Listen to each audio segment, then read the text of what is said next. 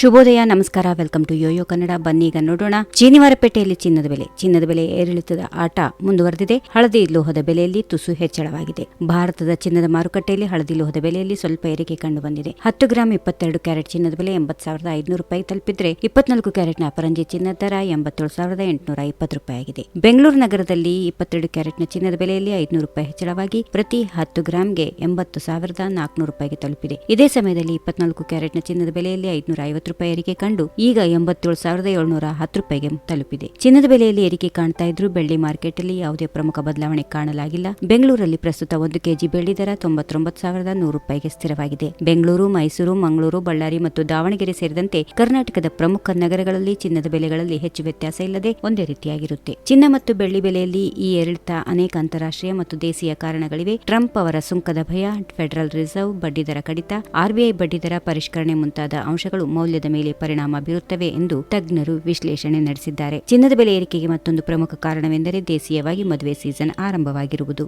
ಇದು ಕೂಡ ಚಿನ್ನದ ಬೆಲೆ ಏರಿಕೆಗೆ ಒಂದು ಕಾರಣ ಎಂದು ಹೇಳಬಹುದು. ಈ ವಿಡಿಯೋ ನಿಮಗೆ ಇಷ್ಟವಾದಲ್ಲಿ ಲೈಕ್ ಮಾಡಿ, ಶೇರ್ ಮಾಡಿ, ಸಬ್ಸ್ಕ್ರೈಬ್ ಮಾಡಿ.